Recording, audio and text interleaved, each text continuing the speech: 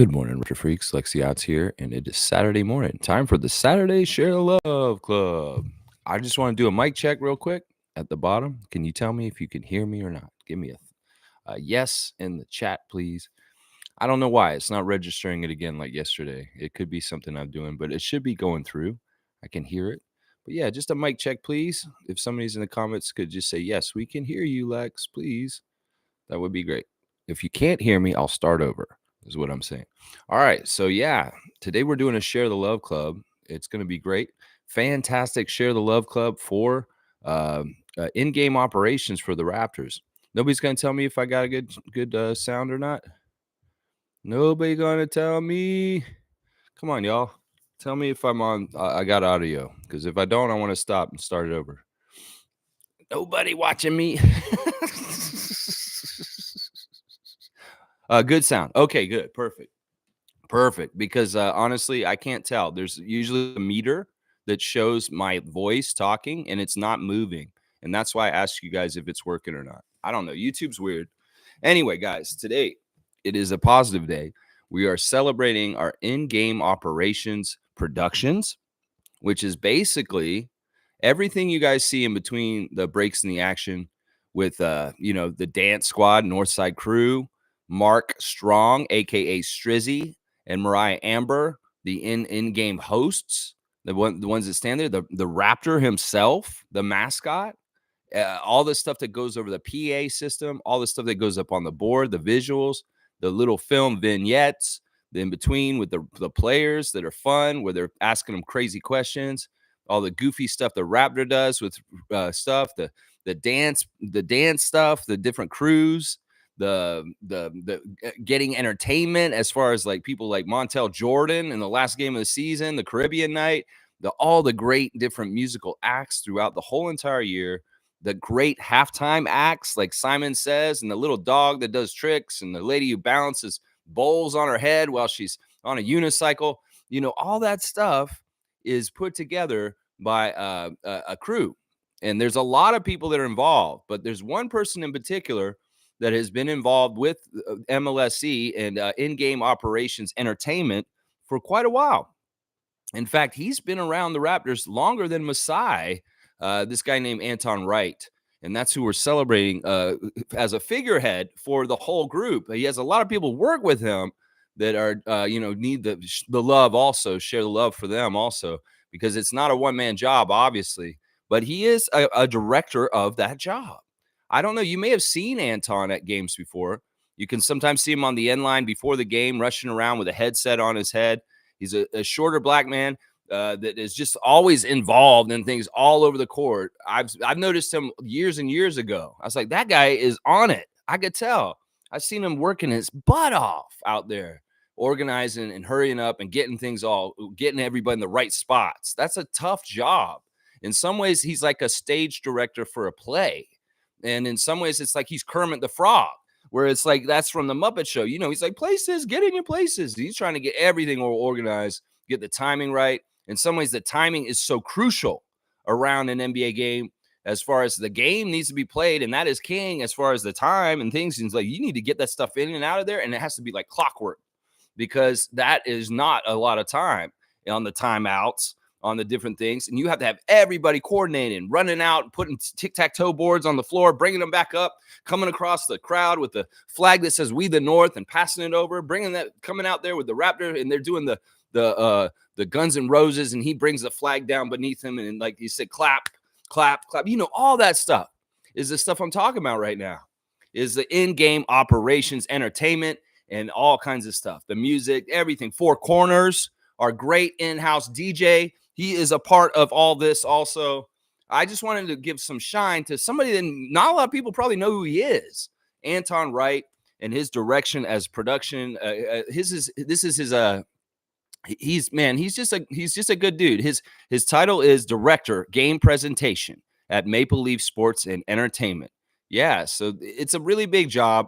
He's been doing it a long time. You can tell that it's evolved over the last decade or so with Anton around with his hands on. He's gotten better and better. And you see the style and the brand of the Raptors has elevated partly because of the incredible fun that he creates in our arena during the game and stuff. So I wanted to share the love for in-game ops because honestly, I've watched a lot of games this season in all the arenas. And on the past, you can see the in-game ops for the other arenas. You can see how they run things in Oklahoma City. You can see how they run things down in Orlando.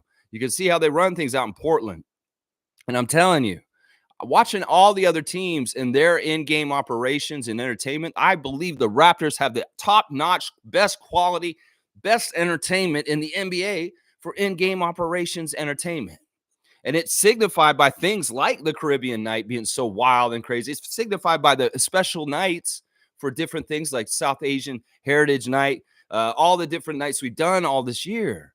And it's just always a good feel in there. I mean, I took my family to a game around Christmas, and it was a party. I told them we're going to a Raptors game, niece and nephew, mom and dad, and it's gonna be like a party. And we came in there, and boom, it was like a party. It was right around Christmas. So they had a lot of Christmas theme to the in-game ops entertainment for that particular game against the Utah Jazz right around Christmas last year. So yeah, man, in some ways I'm proud of our in-game ops because I feel like they truly are the best in the whole entire league.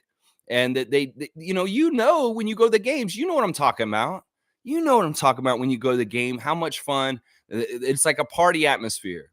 And to cultivate that party atmosphere, it takes hard work from people like Anton Wright. And I appreciate you sharing the love for Anton on this morning and all the people that work with him. I don't know all y'all's names, but people like Mariah Amber, people like Mark Strong, people like Four Corners, people like the Raptor, the Northside Crew, all the little groups of dancers and everybody, the people the guy who's doing the stuff with the organ or whatever is going on in the arena. Every single one of y'all adds to a great in-game experience, and we appreciate y'all. Some people may grumble, the ticket prices are too high and stuff. Well, I'm telling you, to get quality, you've got to pay for quality. And to have a quality entertainment and experience like that, well, we really got a good stuff here in Toronto. I mean, it was capped off. This season was capped off with a Montel Jordan performance with "This Is How We Do It." That really was what put it over the top by the end of the season. I was like, man, they went and got Montel Jordan on a Tuesday night, and he came in and he killed it. Just kudos. Share the love. Come on, y'all. If y'all have any in-game ops stories from your own experiences down at Scotiabank Arena, or any just praise or love you want to share on the stream, please put it in the comments today. Let's give some unsung respect and honor towards some people that work really, really hard behind the scenes to make the Toronto Raptors a world-class organization. And this is a big, big area where we are world-class. When you come to a Raptors game, it's an event. And these people are a big reason why. So there you go. Share the love, Anton Wright and his crew, directing that crew and getting them right. That big, ugly, crazy Raptor that's like really tall, that's a part of this. It's all a part of this. So you got to share the love. All right, let's see what y'all are saying in the comments. And we'll get right into the stream. Not too long today. It's in some ways it's once again snowy rain outside. Yeah, and not too long. It's 420 also. So 420. Actually, I want to start with this. Happy birthday, Oshai Abaji. That's right. Oshai Abaji's birthday is 420, y'all. So it is Oshai's birthday today, guys. And he is turning 24 today. So happy 24th birthday to Oshai. The two Utah Jazz guys have a birthday day off of each other. Kelly turning 33 yesterday and Oshai 24 today. So Abaji, have a great summer, full of health, full of development and strides and goodness and greatness and all kinds of wholesome ways for you, my guy. We love you, Oshai. And we want you to be the very best potential that you can be as a player in this league. Masai Ujiri has your back, my guy. And you're in. We want to go forward with you and make you into a defensive monster.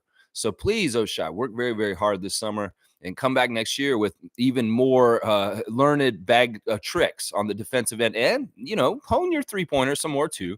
But yeah, we have a lot of promise in Oshai Abaji, 24 years old today. Happy birthday, my guy. We're very, very happy to celebrate your birthday with you. Also today, it is former Raptor Lamont Murray's birthday. Also, Lamont Murray, one of the Murray twins that played for the Raptors way back in the expansion days. Lamont Murray, a former LA Clipper. Also, happy birthday to Lamont. It is actually his, I guess he's turning 51 today. So happy 51st birthday to Lamont Murray, former Raptor from way back. He's more like just before Vince got here. He's kind of like not right at the beginning of our franchise. He kind of came in like in between Damon and Vince, somewhere in there. Lamont Murray. Yeah. All right. Let's start off with the comments. As Dana's in first. Canadian Dana saying, "Good morning, everyone. I will call out every day. Jonte, asshole, two finger slip." Well, let's not do this. Honestly, we want to forget about him over time, Dana. In some ways, we wanted to flesh him out yesterday with the stream yesterday. It was a lot of fun. Venting on Jonte yesterday. Well, there is a little bit of news about Jonte after the fact that we should talk about right now. Yesterday, the younger brother of Michael Porter Jr. and Jonte Porter was sentenced to 6 years in prison for the DUI manslaughter of a 43-year-old woman. Really awful. Coban Porter. Yeah, he was drunk driving, and he slammed his car into another car, and he killed a woman in the car, and he very much crippled the other person in the car who's still alive. And this was a court case that was coming up and was around the Porter family this whole year. And now he has been sentenced. He is going to do 6 years in prison for this crime. And well, it looks like Michael Porter Jr. is going to have two younger brothers going to be in prison soon. So yeah, it's in some ways it's like, look, to me, this shows there's a genetic predisposition in the Porter family for addiction, is what it is. Now, I don't want to be a hypocrite. I have committed the crime that this guy has committed, but not the exact crime as far as vehicular manslaughter. I have a DUI, and I've wrecked a car, and I've wrecked a body, but it was mine. And thank God nobody else was involved in my mistake when I was younger. So in some ways, I can understand why this kid had this happen, because alcoholism is a very, very serious disease in this society. And it's not treated with the seriousness that it deserves in a lot of ways, because people want to just be like, oh, alcohol is so important and such a social stigma, a social staple to everything that we do, that, you know, there's an ugly side to alcohol. And in some ways, this is it right here. Now, I know a lot about all this because this is a world that I've been involved. Thank God I never hurt anybody else drunk driving when I was a drunk driver in my younger years, when I was around Coban's age. This is sad. This is extremely sad. He was twice the legal limit when he nailed their car, and now he will go to prison for 6 years. In some ways, I say that is not a good enough sentence. A woman's life was taken. And in some ways, Michael Porter Jr. commenting on this yesterday, saying, I can understand from the other side why you would be upset that you don't feel like this is justice. Damn, that's crazy. So yeah, I also found out that there's 8 siblings in the Porter family. Actually, the 2 older siblings are sisters, and they are further along in their pro careers as basketball players. Michael Porter Jr. is the oldest brother, but there are 2 younger brothers still coming up in the Porter family that are even younger than Jonte and Coban. So yeah, it's crazy. Hopefully these kids can look at their siblings, cautionary tales, and start making better life decisions. Because in some ways, Porter family, your life's a mess right now. This has been one of the toughest weeks for the Porter family ever in their history, I'm sure. Having one son banned from the NBA for his life, and another one going to prison for 6 years for a DUI manslaughter. So yeah, it's really, really bad in so many different ways right now. Jamal Murray quoted as saying, we just want to be there for Michael Porter right now. In some ways, we don't talk about his family business at all around the team. We just want to be supportive and there for him. So it is affecting the Nuggets to a degree. He did not have practice yesterday with the team because he was at his brother's sentencing, Michael Porter Jr. So yeah, the Porter family's in a mess right now. And yeah, your 2-finger salute can go that way anytime, Dana. But I don't want to mention that guy anymore. We may be calling him Parlay from now on. And we're not even going to say his name on this channel anymore. Persona non grata. So you're not going to come in here and do a 2-finger salute for him every day. No, we're going to forget about him. He's our pass. We're going to start getting milepost pass from him. That's what I'm going to say right there. In fact, the Raptors posted a graphic on their Twitter yesterday saying a record 5 call-ups to the NBA from their G League 905 team. A record. That's a franchise record. The most call-ups the 905 has ever had up to the NBA. Now, some of that was manufactured by our problems with injuries this year on our own team and calling up our own guys. But it's very much persona non grata with the Raptors too, because there's 5 call-ups, but there's only 4 faces in the picture. And you know which one of the 5 faces is not on that. That's right, Parlay. Parlay is not on that graphic, even though he counts towards the 5 call-ups this year from 905 to the Raptors.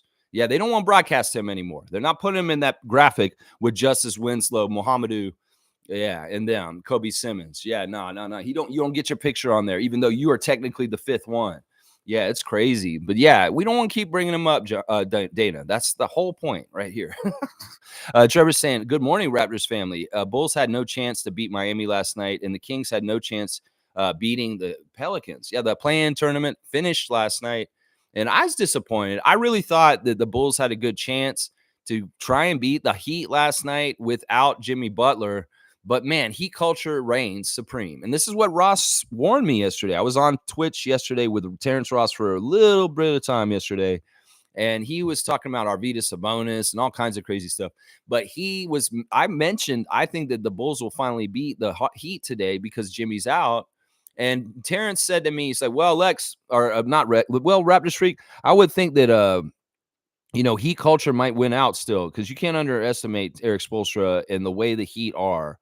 Well, that's true. Jimmy's out, and his person that looks up to him, Jaime, steps into the starting lineup, and in some ways, they didn't really miss a beat. A lot of it's Eric Spoelstra's coaching, his defensive system, and all that kind of stuff. The Bulls, in some ways, man, I feel so bad for DeMar. It's really, really sad how they went out again last night. Now, the other game, I'm not surprised about what happened. The Pelicans are an extremely talented team. In some ways, this is really good. In some ways, the development of the Kings going out and not getting the playoffs because Jordy is cut free now. He is not having to work anymore for the Kings at this point. He can leave that job and immediately go and start setting up his Brooklyn job today. And this is good. He's saying, hasta la vista, get out there, starts doing it now. Instead of he was tied up in a first-round playoff, even just a first-round playoff and not even getting further, that's taking time away from Jordy Fernandez setting up his staff in Brooklyn as the new head coach of the Nets. And that could take away from the Olympics and the things that he has to do in the middle of summer. So the Kings going out last night is actually a really good thing for Team Canada and also for the Brooklyn Nets. So, Jordy, I know you got to hit the ground running, getting your Nets crew set up for your staff. And then, hopefully everything will be cleared up and done as quickly as possible so you can be ready for the Olympics and training camp for the Olympics and the games, the exhibition games and stuff coming up for that.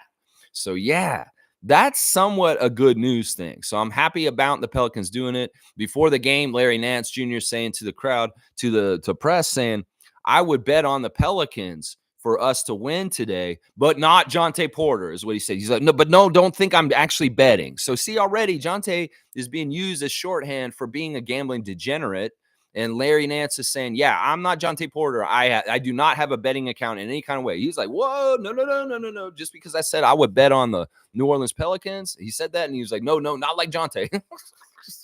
So this stuff is already having a reverberation. The lifetime ban of Jonte Porter this week with people making jokes about it. And it's like Larry Nance Jr. saying, no, not like Jonte Porter. I bet on the Pelicans, but not like Jonte Porter. It's crazy. All right, so Trevor's here. So let's do the Cosmic Card, classic card of the day. Oh, let's see who we get. 100 points to the first person who names the person on the classic Cosmic Card. And don't half-mass me. Okay, we're not going to do that one. That one is actually, that's interesting that's in there. We'll come right back around to that one. All right, which one is this one? Who is that? Oh, wow, this is perfect. I love this one. This is a great one for us to do today. In some ways, you might only need half a card once again, guys, because this one's fun. All right, y'all, the classic Cosmic Card coming up from the bottom to the top. Now we're here. Just as soon as you see it, full name and spelling could be good here. If you can get the spelling right, that would be awesome. All right, here it comes. It's a shiny card today. I don't know how much you guys can see it. Can you see that, Mike? Look at it there. Can anybody tell who that is already? Because it's pretty awesome. That looks like a blue jersey. What team is that? Do you guys know what team that is? Does anybody know who this is? I don't want to put a reflection on it. I want y'all to be able to see it. CJ McCollum's a good guess. It does kind of look like CJ McCollum, Nako, but is that a Memphis Grizzlies jersey? That looks like a Memphis Grizzlies jersey. You guys want a little closer look? I don't want to get the shine on it. In some ways, I'm trying to avoid the glare. and show it to you at the same time. This one is awesome, actually. You guys should know this. I don't want to give a big clue. There's a big clue here I could give you. Damian Jones is not right. There's a very big clue I could give you, and it'll give it away to you guys. But I don't want to give it away to you. I could tell you that this is a former Raptor. This is a former Raptor draft pick. Let's just put that way. So that should give it away right there. That is an ex-Raptor. That's right, Bryce. That is definitely an ex-Raptor. And I'm kind of surprised you guys don't know who this is right off the bat. It may be because he's a little bit older on this card than what y'all are used to seeing. I don't know. It's a very shiny card. I like it. I like it's one of these foil cards and kind of cool. No guesses. Come on, y'all. You should know who this is. Do I need to put it right up in front so you can see it? Yeah, but Mo, you know I don't half-ass. You're going to get this one, but you need to write that second last name, Monique. So I don't half-ass things. You got to write the full name. But you got it. Yeah, smooth. I wish Monique had just written out his whole name, because that is Bruno Cabaco. Mo, you can't just write the name. You have to write the whole name. I know that that's just the rules of the game. What I'll do is I'm going to give 100 points to both of you guys, because technically Smooth got the name first, but Monique did write his first name, and it is Bruno Cabaco. That is exactly who it is. That is a Bruno Cabaco foil card. But Monique, you got to understand the rules. You got to write the whole name. You want to give Mo it? Smooth, you're going to be nice and give her the points today? All right, I'll do that. But Mo, remember, stickler for this. So Monique's getting the classic card of the day. It is Bruno, and I always say his name wrong, and she gets on to me for it. Bruno Caboclo. Caboclo, yeah, that's right. Bruno Cabaco. That's right. There you go. Boom goes the dynamite. Good job, Monique. Good job. But remember, full names. Don't give me half the names. I could be like, that's Bruno Sammartino. All right, good job, Mo. We're going to give you the 100 points for the classic card of the day. All right, Trevor is also saying DeMar did his best to keep up. Ah, man, there's such a sad press conference after the game with DeMar. DeMar's sick of just not making the playoffs. He hasn't made the playoffs since he was on the Raptors. The last time we made the playoffs with him before our championship year. And in some ways, that sucks. That sucks so bad. And that's been a while. That's like 6 years now he's missed the playoffs in a row. And I hate this so much. The pain in his voice in the press conference after the game, I just hate seeing that for a GROAT, a greatest Raptor of all time. It's really, really, really, really, I don't want to see him like this. In some ways, he was hinting that he may retire, y'all, because he's kind of saying next year coming in, it'll be my 16th year. And I'm not trying to play no 25 years. DeMar DeRozan saying that yesterday. He said he just wants to win. In some ways, he's saying he wants to still be in Chicago, but he wants to win. Those don't go along with each other, as far as I'm concerned, DeMar. Maybe that's your veiled way of telling the Bulls management, get your act together and put a team together next year that can compete in the right way. I don't think you're going to get that there, DeMar. And unfortunately, because you're an unrestricted free agent this summer, you may need to go look somewhere else. I know that your teammate Kobe White wants you to stay very much, and I'm sure the management is also very interested in trying to retain you. But in some ways, if you do really want to play in the playoffs and win, I don't think Chicago's the place to do it. You guys have been spinning your wheels there for a while. This may have been your best chance to get in there, beating a Jimmy-less and Kyle Lowry-less Miami Heat last night. But that couldn't even happen, and it wasn't even close. That's the sad thing, that the Miami Heat are not anywhere as good as they were last year, and they still routed y'all in the playing game to get into the playoffs. I hate this so much for DeMar. In some ways, I feel personally responsible in some ways as a Raptors fan for how dirty we did him as a franchise to see him hurting and twisting the wind like this. In some ways, it's like, yeah, last year, his daughter put us out in some weird roundabout way with her screaming and yelling during the free throws. But I don't hate the DeRozans. I love the DeRozans. And even DR doing what she did last year, it's funny to me at this point. So, man, this whole thing is just sad. And for somebody like DeMar, who's very much a real one to our team when he was here, I hate seeing this kind of stuff happen to him. I really do. Most saying, good morning, Raptor Freak family. Anton is a real one. Absolutely the best. Yeah, Monique knows Anton Wright personally. Of course, she has some pictures with him, and she's talked to him. She's friends with him on social media. And he's just a really vivacious, great personality. In some ways, whenever I've seen him, he's always got a big smile on his face. I mean, he's an attractive guy, and people come talk to him, and it's like you get energy from him, I'm sure. That's probably a big part of why he's successful at what he does as the director of the in-game operations, because he's got a lot of different moving parts. They're all going at the same time. And he has to be organized. He has to possibly be charismatic to a degree. He's like, let's get out there and have a great show today, guys, and get everything right. I'm telling you, that job is like on the Muppet Show, the Kermit the Frog job, where they're taking care of everything. And there could be all kinds of crazy stuff that he deals with on a day-to-day basis doing that job that is like, oh, this is like an obstacle, or this is, wow, okay, this person's sick. Who are we going to get to do this? There's all kinds of stuff I'm sure that Anton has to deal with to do such an excellent job that he does. So, Monique, respect. And if you reach out to him and tell him that we're sharing the love for him today, that'd be great, because I want him to know he's appreciated. Seriously. Seriously. Fiercely saying, good morning, fam. Dana and Trevor, happy Saturday. That's right. That's right. And hi, Monique. That's right. Fiercely good to see you as always, holding it down in the Ottawa Valley region for the Raptor Freak family. Fiercely Salsera, one of the best Raptor Freaks there is. That's right. King's offensive was anemic without Herder and Monk. Bulls need to figure out lots of things in the offseason. On our way to the last tournament of my daughter's league season, which is wish us luck, fam. Good luck to Fiercely Salsera Jr. in her game today. Kick some butt today, Fiercely Jr. Have a good time also. The most important thing in sports is to have fun and have good sportsmanship if you can also. Hey, winning's great too. If you can win too, that'd be great. But the thing about sports isn't necessarily about that. It's about how you carry yourself. It's about whether you did your best. And if you do your best, hopefully that means you win. But if you don't, there's no shame in that also, because you did your best and you did. So there's too much emphasis on winning sometimes with people. And then sometimes at different levels, the winning is not as important. It's in some ways in youth sports, it's really about, are you getting better as a young player? Because sometimes your team may not be very good and you just got to work on your own personal growth as a player. So I wish all the luck in the world to Fiercey Jr. this morning in her last tournament of the season. There you go. Tom Duke has put Anton Wright in our emoticons. Look at what a great executive producer of my channel Tom Duke is on the West Coast in Victoria, British Columbia, holding it down for the Raptor Freak family in the early AM, since it's about almost 7 a.m. over there right now. Maybe, wait, is that right? Yeah, it's about 7 a.m. Anton Wright is somebody who's been a very, very great creative force around the presentation of our team. That's right. And then in a cover picture for this stream, that's him sitting there with Drake early on in his career with the Raptors, like in the early 2010s, that picture. Obviously, you can tell looking at Drake, he's pretty young there. So, yeah, Tom, that's awesome that you made an emoticon for Anton. I think that's very cool. You put him in there with Masai and Darko and Scotty in the special Raptor Freak emoticons for today's chat. I love it. I love it. Tom saying Anton Wright, creative director and executive producer, game presentation events at MLSE, Maple Leaf Sports and Entertainment Partnership. That's right. That is the title of Anton. And he's been doing it for quite a while, guys. He's been doing it quite a while.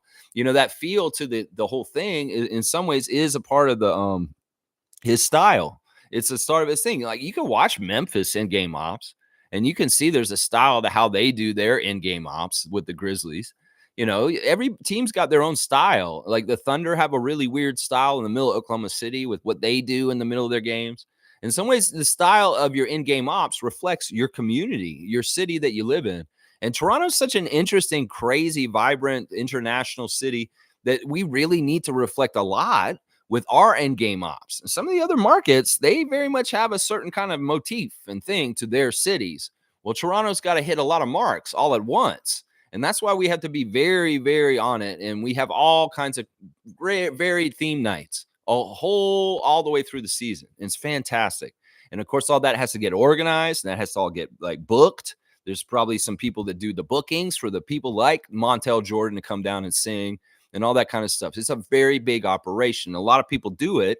And I just wanted to shine on Anton in particular as the figurehead, but there are way more people we're sharing the love for other than Mr. Wright today, because there's a lot of other people that are involved in the cogs and the machine that makes the NBA experience at the Scotiabank Arena top notch. And that's what I'm saying. So to all the unsung heroes, the conversion staff, the people that are there to make sure that the court is fine, everything that happens there, you guys are my people. And I appreciate in-game ops people that we're sharing the love for today. That's right. Trevor J saying good morning to Fiercey, and Tom saying good day to everyone. And he's got some emoticons there. We see Grady Dick, we see Scotty, we see Monique. Now Chris Boucher has a new Instagram post, and he's saying year 7 was the learning curve season. He's got some cool pictures of him around the season, and at the end, he has a picture with him and Grady, and that makes me think in some ways, Grady's journey this season was very much symbolic of the learning curve season for everybody right now. Chris Boucher had a learning curve season this season and learning about the NBA and the ins and outs, the trades and everything like that. Well, Grady had a learning curve season in his rookie year. Darko had a learning curve season in his rookie year as a head coach. Everybody had a learning curve season. Scotty had a learning curve, and seeing his teammates traded away and then having to deal with an injury himself and getting the bench perspective for the last couple months of the season.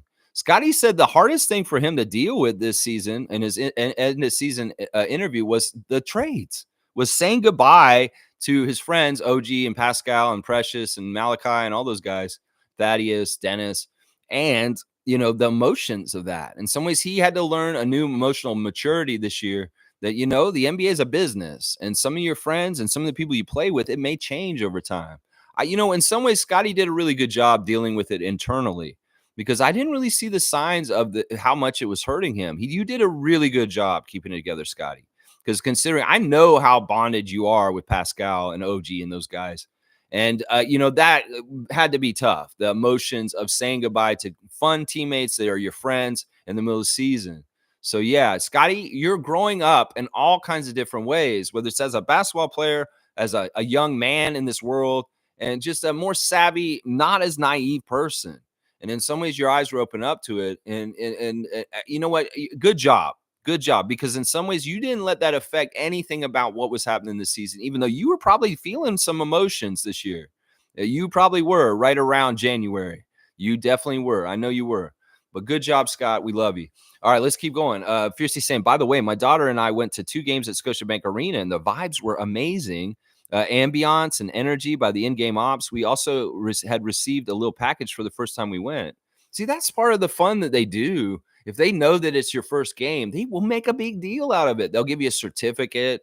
And yeah, that's fantastic that they did that for you and your daughter, Fiercely. Yeah, I'm so happy you got to go to 2 games. And you felt that ambiance and that feeling. I mean, it's like a party. I told my mom when we were going around Christmas, you're going to feel like you're at a party, Mom. It's going to be fun. You can have the vibes and you can get down, and there's a lot of dancing. And it was really fun too, because when we went, it was around Christmas, as I said. So there was a lot of Christmas theme, like in-game ops. And in some ways, we kind of hit 2 birds with 1 stone. We got to watch the Raptors play the Jazz, but also my mom got entertained by a little bit of a Christmas extravaganza of dancing and with Christmassy things like that. She loves that kind of stuff because she loves Christmas. So going to that game around there is like, my mom's not the biggest basketball fan, but she doesn't mind it.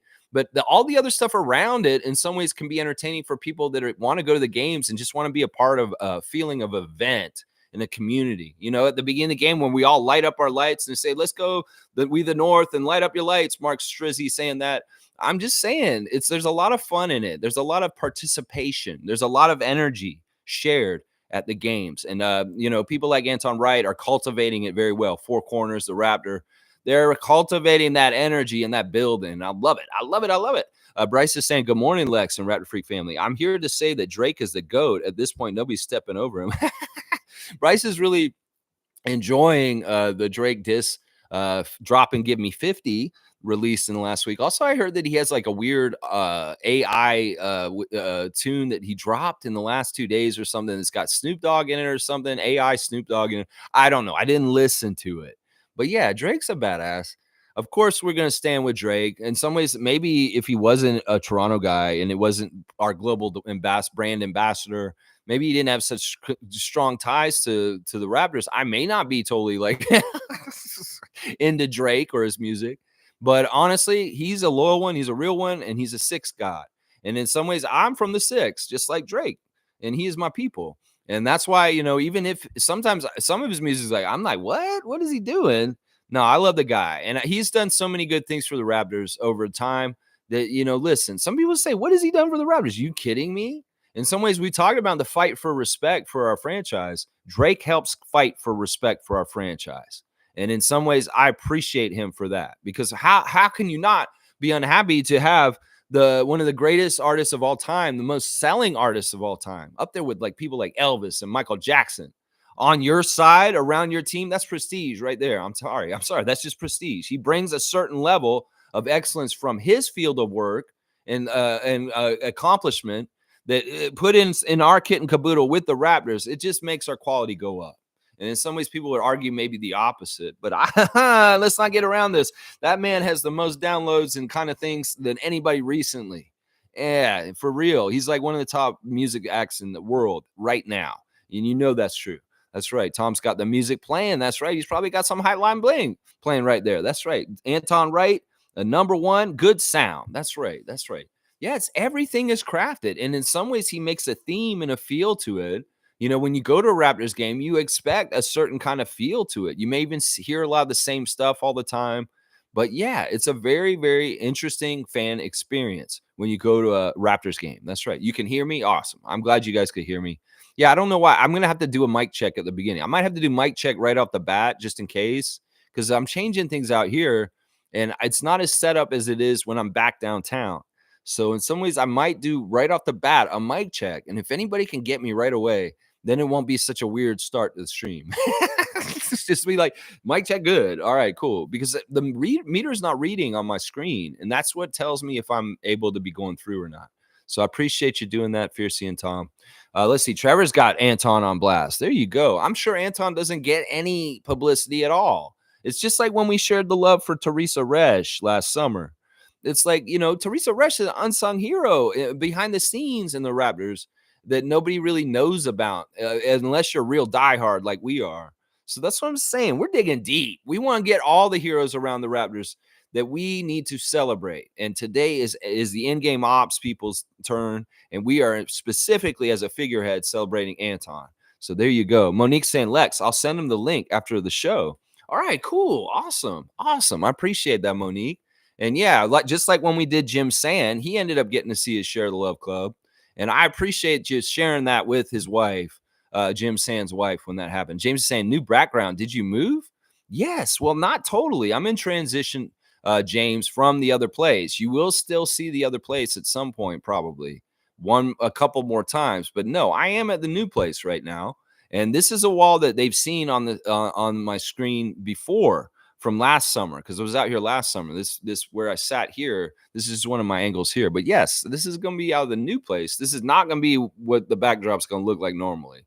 This is just temporary, just sitting here right now. I'll have all my stuff here eventually, but there's a lot that has to happen. It's going to be a transitory time. So some of my streams are going to have very weird backdrops. In fact, if the weather wasn't so bad, I'd be outside again right now. But it's freezing rain and snow right now. So I'm not going to go outside right now. Yeah. Mike's saying, Lawrence Frank came out and said Kawhi is basically not doing any basketball things at the moment. The Raptors organization lightened load for Kawhi, and clearly the Clippers couldn't steal that part. Well, they don't have Dr. McKechnie, they don't have the sports science, and they don't have the load management that we did that year. They played Kawhi a lot this year. I'm sad to hear this. In some ways, this makes me really upset because I want Kawhi to be healthy, to be powerful in this playoff and do really well. And hearing that now that he's had a very healthy season, finally, for once, he's not in good shape to play when the playoffs are starting today. That is awful. That's awful news, Mike. In some ways, I'm not a Kawhi hater. In some ways, I've never really hated Kawhi. I was upset and sad a little bit when he made his decision to go to the Clippers. But in some ways, you know what? He didn't really do anything wrong to us other than like he just made his decision to go. And I'm not mad at him. So in some ways, I'm sad about this because he is a Raptor champion. He's a Raptors finals MVP.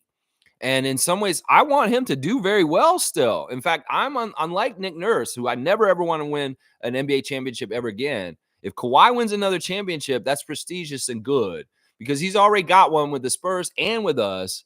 And if he got a third one with a third team, well, that's putting him in a whole other category. And I want him to be there. So I'm never rooting against Leonard. I want him to be as healthy as possible and to play as badass as he can and push those Clippers as far as he can. I hate this news. Mike. They didn't have load management like we did this year. Oh, well, it is what it is. Let's see. Nako saying, thank the Lord for the burning bush, decriminalize all drugs, promote rehab, and happy birthday, Oshai.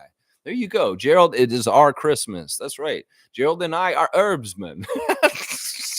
We are 420 people. Yeah. In some ways, I was telling my dad, it's like on a normal 420, I would be going down to Yonge and Dundas Square to join everybody down there around 420 today. If you're in downtown Toronto, definitely go to Yonge and Dundas Square today, because that's where all the weed and cannabis smokers are going to be down there lighting it up, sparking it up. I usually go down there and be a part of that huge crowd. And what happens is we make so much smoke. It's like a smokestack coming up at Yonge and Dundas Square near everything around there, the Eaton Center, that old Hard Rock Cafe that's not there anymore, and all the signs. It's like comes right up. And if there's any police down there kind of watching out to make sure the crowd's not rowdy, they get high too. So happy 420, everybody. In some ways, this is a big day for me, but not really, because I'm going to be out here in the country just kind of working on stuff with my dad and my mom. And yeah, I will partake. I will be having my 420, but it's not going to be like I usually do. Nako, happy 420 to you, my guy. One of my favorite 420 brothers, my friend Gerald. That's right. Let's go. James is saying Golden State looking to move Wiggins. They might need cap space to sign Clay. Are you interested? That's, you know what? Listen, I had a whole window where I wanted Andrew Wiggins to be a Raptor, but it's starting to close at this point. In some ways, he doesn't make sense with the timeline of what we're doing, and his part as an NBA player on a roster is not fitting with the parts that we already have. In some ways, I see him very much in the role that RJ is going to be filling for us. And I want to cloud things for RJ Barrett and make things more difficult for him by bringing in a rival for his minutes or his role on the team. So I'm a hard pass on Andrew Wiggins at this point. If we had not made the trade to get Barrett around that time, I would be more open to this, James, to be honest. But at this point, Wiggins' time, he's older now. In some ways, if he had come here maybe 5 years ago, if he had not gone to Golden State and came to Toronto instead, that would have been ideal then. But nah, not at this point. In some ways, he's going to be not worth the money I'm worried about. Also, he may want a certain amount of money, and his skills are declining. They are obviously declining at this point. So I'm not interested. I'm not interested, really. James is also saying Kendrick Lamar versus Drake. Who you got? Who you think? I'm very loyal. I think that Kendrick Lamar, all right, I'll say this, James. I think Kendrick Lamar is a better artist overall as far as creativity and what he does with imagery and his lyrics. And he, in some ways, he's a more important artist than Drake because he does stuff that matters. In some ways, Drake is kind of just a party boy, kind of fuck boy kind of guy. And in some ways, that's not as important as some of the work that Kendrick's doing with his material. So I will give Kendrick that. But if you ask me to choose between the two of them and who I want to listen to and who I'm with our guy. I have to stay loyal with him, Drake. Drake is our dude. Now, he makes fun music, poppy music, kind of lighter music, and sometimes not the same kind of meaning or power that Kendrick has, just because Kendrick's talking about heavy shit, really heavy shit, and Drake's kind of having a party. Mike's saying Parlay Pete, laughing my ass off. That's his new nickname. I don't know, we'll call him Pete. We'll just call him Parlay. I'm just going to call him Parlay. One of the things I would like to ask, this is an open ask to Kelly Olynyk of the Toronto Raptors, Team Canada. I love you, Kelly. You've shown a proclivity recently in your interviews to use the verb parlay. And I'm like, get that word out of your vocabulary, Kelly Olynyk, please. It's not good. It's literally on the day that they banned Jonte Porter, Kelly Olynyk's doing an interview like, if we can parlay this into victories down the road, dude, just get rid of that verb. Seriously. Because in some ways, if you're saying the word parlay, just like Larry Nance is saying, no Jonte Porter, bro. No Jonte Porter. Listen, you just don't want to have that word involved anymore. That's a betting word that is directly correlated to what Jonte did that was very bad this year. So Kelly Olynyk, I'm asking you, just like I've asked Masai Ujiri in the last 2 years, never use the word tank ever again. Don't use the word parlay anymore, please. I don't feel like being 1984 word police. It's only I'm saying this to be kind. And if MLSC's listening to me right now, maybe it's like a word that everybody should not be trying to use in any of their interviews anymore. Parlay. Let's parlay this into success. Let's parlay this into better development. No. Parlay is taking over with a verb in a bad sense because of FanDuel and Bet Rivers and people like that. So yeah, parlay. We can call Jonte that, but let's not call them the, oh, the squirrel's finding the apple I threw in the yard. This is fun. I'm sorry. There's wildlife to distract me right now. We got bunnies all over the yard right now. It's crazy. Anyway, all right, let me keep going. Fiercely saying, yes, alcohol and gambling addictions, they need therapy. And I'm sincerely hoping nothing comes out for Porter Jr. And 6 years is definitely not enough. Somebody died. Yeah, Fiercely feels very strongly about this. A woman died. A woman around our age in her 40s got her life cut short because Coban Porter made a poor decision to drive twice over the legal limit of alcohol consumption. And he ran into her car. And not only that, there was somebody else in the car that is still alive that has had their life altered completely because of this. So, yeah, there's 2 lives changed just because of this. One gone and one very much changed since. So, yeah, it is bad. The addiction is in a gene. I'm going to tell you that right now. I have the addiction gene in my body. And in some ways, I understand if I get into something in a certain way, it can be very bad and destructive to my life. That's why I never, ever went near betting culture. In some ways, this is part of the reason why I'm so anti it, because you're like dangling something that could be a total ruin to my life. Bet Rivers, FanDuel, NBA, all y'all. Because seriously, I can't stop. I have no impulse control. So if I go in there and I start betting and I win, I'm not going to stop until I'm ruined. And I know that. I'm smart enough to know that, to not even go down that route, not even take one step down that route. Now, do you feel like it's right for y'all to throw that shit in front of my face every day as an addictive personality? Every day I would have to test myself watching the Raptors games, something that I love and I want to watch every day. And you're going to just integrate this bullshit in the middle of it. It's kind of like throwing the alcohol ads all over the place in front of me and testing me on my alcoholism too. So, yeah, and some of you guys don't understand this. The gambling may seem like it's innocuous and innocent in certain ways, but it is an addiction. And y'all are not thinking this out very clearly with your little deal with the devil, FanDuel and NBA. I'm telling you, y'all are not thinking about this very clearly at all. Nako saying Kendrick drop kicks Drake off a cliff. Jaquez is going to be a good one. Was rooting for the Kings, would have got us a slightly better pick. All right, a lot in there from Gerald. I really appreciate his presence today on 420. Yeah, I think that Gerald's saying kind of what I was saying earlier about Kendrick and Drake. Of course, Gerald knows a lot about music himself, and he knows more about these guys than I do in some ways. So his opinion is probably more knowledgeable than mine. So, but yeah, I would only say this because of content. I think that a lot of older artists these days are critical of the music industry because it's not worthwhile anymore. It's safe. It's commercialized. It's corporate. The music was always about anarchy and rebellion and like fighting the system. But everybody out there is making tame music or music that's made from corporate kind of offices. Not from like dingy sheds in the woods where you're like spitting and cussing and drinking beer and just being crazy and being a rebel. That's what I'm saying. There's no teeth and meaning in music at this point, and that music needs to rebel once again, like what rock and roll is supposed to be. If you're not causing waves, if you're not doing shit like Madonna did in the 80s, as far as causing problems with like a prayer video or like going against things or trying to make a statement like Sinead O'Connor or any of these kind of people from before, then your music is not worth jack shit and doesn't matter. It's not changing the world. It's not trying to shape things. It's not trying to fight the machine for things. And that's the difference between an artist like Taylor Swift now and the artists from before like Madonna. Madonna tests limits. She pushed things. And Taylor Swift's too safe. Taylor Swift, in some ways, I like what Taylor Swift does with her Swifties as an army and commanding them to go vote and do stuff like that. That's great.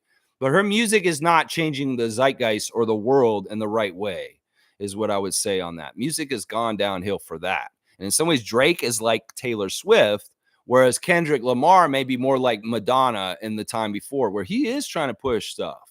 He is trying to push stuff and talk about things that matter. In some ways, I follow Chuck D on Twitter, and he's calling people out for this, from Public Enemy, Chuck D, saying it's like, musicians in rap need to get back to having a message that is societal and has a conscience to try and shape things for the better in the future. That's the whole reason why Public Enemy did what they did, Boogie Down Productions, all those great artists from 90s hip hop.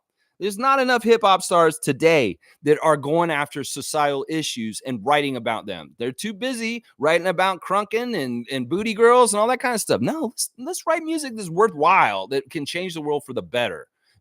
People that are making music out there is what I'm saying. Wackez is going to be great. He stepped into Jimmy's shoes last night like there's no worry. In fact, he said Jimmy is who I looked up to. I always want to be like, well, you got to be Jimmy last night, Jaime Vasquez, the junior. Yeah, you stepped into his shoes and you took care of things for the Miami Heat in the starting lineup in the place of Jimmy Butler. Well, you're living your dream, my guy. That's right. I wasn't really rooting for either team between the Kings and the Pelicans, but this helps Team Canada that the Pelicans put the Kings out. That's really my only opinion on this. In some ways, I love Jonas Valanciunas, so I want to see Jonas go real far in the playoffs. He had a good game last night. Monique is saying Tyler Lau, Kyrie O'Brien, and Amberly Waddell. I'll get credit also working with the ladies, etc. Okay, these are people that Monique knows that work at the games and that are important for everything about in-game experience. These are probably people that she personally deals with when she goes down there, and she wants to get their names out there on this stream today also. So Tyler Lau, Kyrie O'Brien, and Amberly Waddell, thank you for what you do around MLSE, and specifically from the superfan Monique Lawrence and myself, the Raptor Freak, Alexi Otts. That's right. There you go. Cool Cat saying, good morning, Raptor Freak crew. Working this weekend, so listening in the background. Playing was fun. Playoffs start tonight. So exciting. Heats looked. DeMar showed up. Heats locked. Okay, sorry. DeMar showed up. The others looked scared of Heat's defense. I mean, I don't even know where to start with the Bulls. I could start with Lonzo Ball. I could start with Zach LaVine missing so many games. Man, Caruso not being totally 100% last night. It is what it is. In some ways, DeMar needs help. DeMar needs a better situation. In some ways, I don't give a crap about the Chicago Bulls. I give a crap about DeMar DeRozan. And I just want DeMar to be in a better position for next year. You know, if there's something crazy where he's like, all of a sudden he just retires this summer and says, yeah, I don't even want to come back. I'm sick of this shit. Then we can retire his jersey first in the 30th year of the Raptors. Seriously, DeMar, I want you to keep playing. You have it in you. You're still good. You can still play at a very high level in this league. But I understand. I wouldn't re-sign with the Bulls. And it's not even a snake move, you doing that. Your loyalty is unquestioned. Seriously, we know here in Toronto, your loyalty is unquestioned. And the Bulls fans, they can't even blame you for this either. Come on now. If you turn your back on the Bulls this summer in free agency and go somewhere else, I would not blame you. Now, depending on where you land will be whether I like it or not. But for the most part, I encourage you to go somewhere else from the Bulls because I don't see things getting better for y'all next year. You are not going to get better, y'all. Seriously. And you want to win. You want a chance while you get to still play. You need to leave Chicago, DeMar. You need to leave Chicago. I'm sorry. That's just the sad truth. Mike is saying no Diddy and now no Jonte. Laugh out loud. Parlay Peter Porter is an idiot. For sure. For sure. You are exactly right. That's right. All right. Good job getting the classic card of the day. Monique getting Bruno Caboclo. Look at how shiny he is. That's Memphis. He was already 2 years from 2 years being away. He was like 4 years into 4 years being there finally, but not really being there. Bruno, look at him. That's such a shiny card. I like it. In some ways, I kind of want to keep this card, but I know it's not a rookie card. Look at that Sonic advertisement behind him. All right, let's keep going. Mo gets it. Smooth, you are such a generous and kind person. We will give it to Monique, even though no half-assing. That's true. Thank you, Tom. That's a very nice thing to say. Shamoozle. All right, let's see. Mr. Brazil. Who's Mr. Brazil? Oh, yeah, Bruno's Mr. Brazil. That's right. Mike's saying the shiny was making it hard to see the face. I mean, the hairstyle made you think CJ McConnell. I can see that. I can totally see that. The hairstyle. But you got to realize Grizzlies. Who's Grizzlies? It's a whole puzzle, Mike. It's a whole puzzle. Smooth saying DeMar DeRozan going to leave the Bulls. I hope so. Honestly do. He went there in good faith, and he's been there, 4 years now? Something like that, 3 or 4 years. And it's been the same result every year. They're not getting anywhere. I blame Lonzo Ball majorly for this. Lonzo Ball not being healthy this whole time has absolutely wrecked the chances of the Bulls. And he's such a big piece of their salary cap that he just hamstrings them. He's not there. You're missing a huge talent gap that you're paying for that's not even on the court. That's why the Ball family, I'm like, whatever. They're losers. In some ways, Lonzo Ball, he's the best one out of all of them. It's sad and tragic what's happened to him, but also at the same time, what the fuck? You have not played since 2022. Seriously, he hasn't played since 2022. It's absolutely crazy. Nako saying DeMar made it to the first round with the Bulls. He made it once. But they got exited right away. Okay, so you're correcting me. Thank you, Mike. Thank you, Gerald. And Mike's saying DeMar. Okay, yeah, you're saying it too. DeMar made the playoffs with the Spurs? I don't remember that. They tanked the whole time he was there. I'm pretty sure he made it with the Bulls, like Nako is saying, but one first round exit. And did he make it with the Spurs? I don't remember that. I really don't. I thought him and Jakob did not. They were pretty bad right away. Tom saying wants his daughter to go to the playoffs. What's that say? Wants his daughter to go to the playoffs. Wants his daughter. You're talking about DeMar wants his daughter to go to the playoffs? Okay. Well, I don't think she's allowed, is what he said before. He's like, I don't want her to ever do that again. Smooth saying DeMar's going to be a Warrior. Go to the Golden State, the new look Golden State. Well, they got a clear house there. Maybe he could go to the Warriors and be the new face of the Warriors. They're all trying to say they're going to stay together.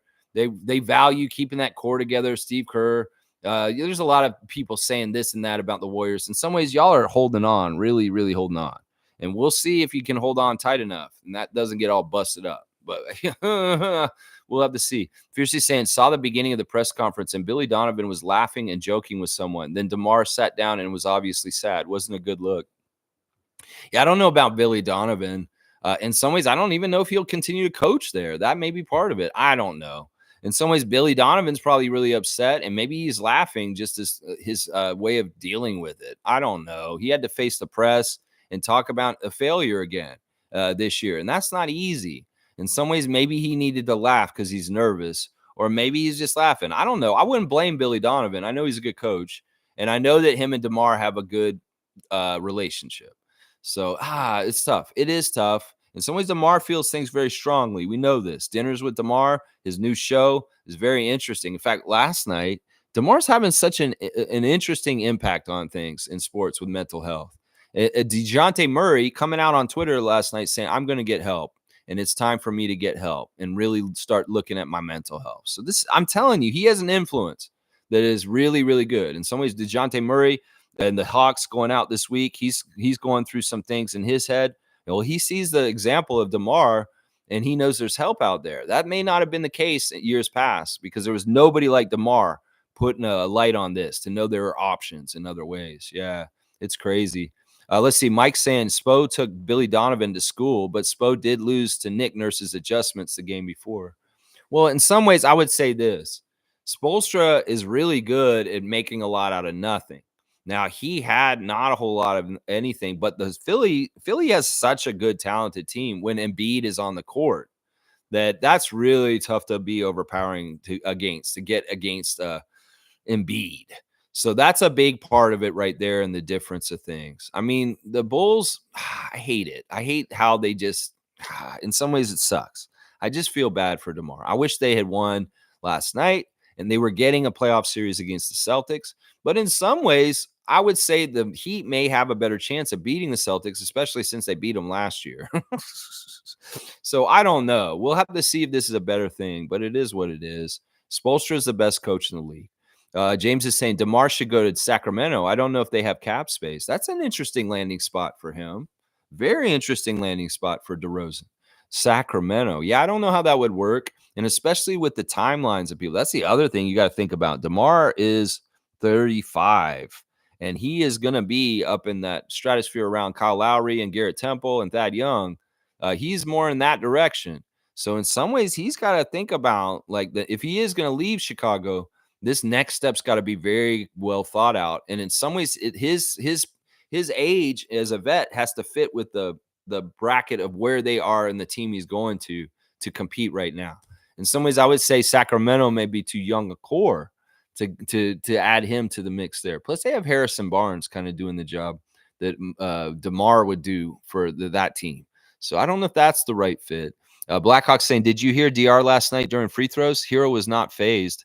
Esposa has his team trained right. Oh, Spoelstra has his team trained right mindset-wise. There goes my 80,000. So she was at the game last night. I didn't watch any of the games. Once again, I'm not going to watch any of the games. So you guys are kind of filling in. So DR was at the game and she was doing her screeching in the playing game last night like she did before. I guess it because the game was in Chicago last night. It was in Chicago, right? No, wait, it wasn't in Chicago. The game was in Miami because Miami had the higher seed. That's weird. They let her into the building. I thought that Miami said last year when this same thing happened immediately after, or you're just making a joke. I don't know. Either way, if DeAr DeRozan was screeching during the game last night, I don't have a problem with that. What's fair is fair. She did that to us. Well, do it to the Heat. There goes your 80,000. Yikes. What are you doing betting on that? Nago saying, Mike, Embiid's also a matchup nightmare. That's the biggest factor in the difference there. Philly could beat anyone in the league in the play-in. I repeat, play in, not play off. Yeah, he's saying that they could beat anybody in the play-in with Embiid being on their team, but in the playoff, that may be different. And New York, well, let's find out today. We got a couple games starting up today, 1 o'clock. The NBA playoffs begin. 4 games on the slate today, 4 games tomorrow. All the first games of the first round. And yeah, I don't know. Who do I pick in these games? Let me go look at the schedule for today. I believe that we've got let me look at the refs. I've got the refs actually for the Philly New York game today. Scott Foster is the crew chief with Brian Forte, Sean Corbin, and John Butler. So Nick Nurse and them are going to be dealing with Scott Foster as their crew chief. Orlando at Cleveland, James Williams is the crew chief. Mark Lindsay, the family guy, is the ref. Pat Frayer is the umpire, and the backup is Jason Goebel. The Lakers and the Denver Nuggets, John Goebel is the crew chief. Mitchell Irvin, Nick Bookert are the other 2 refs. Eric Dalen is the backup. Phoenix at Minnesota, Mark Davis will be the crew chief there with Ben Taylor, Aaron Smith, and Ashley Moyer-Gleish. Only the second woman to referee in the NBA playoffs ever. And the first was Violet Palmer, and that was like 20 years ago. Why the hell were y'all like, all right, we have female refs, but none of them are good enough to play ref in the playoffs until now? In some ways, y'all probably heard the criticism last year, NBA, of having an all-male playoff crew for the playoffs. And you're like, all right, we're going to have the best one of the females come in now, Ashley. And in some ways, you're making her an alternate on the first day. I don't know. In some ways, hey, whatever. Do whatever you're going to do, NBA. You're a little backwards on getting the ladies involved in the playoffs. It is what it is. So, yeah. I would say this. I'm going to hope that the Knicks win today. Orlando wins today. Denver wins today. And I'm going to guess that Minnesota will beat the Suns today, guys. So those are my picks today. I'm going to say New York, Orlando, Denver, and Minnesota. We'll see how right I am. I may be very wrong. We'll see. Let's see. Smooth saying, just saw that Yuta Watanabe is leaving the NBA to play in his native Japan. All the best to him. Former Raptor and fan favorite, Yuta Watanabe.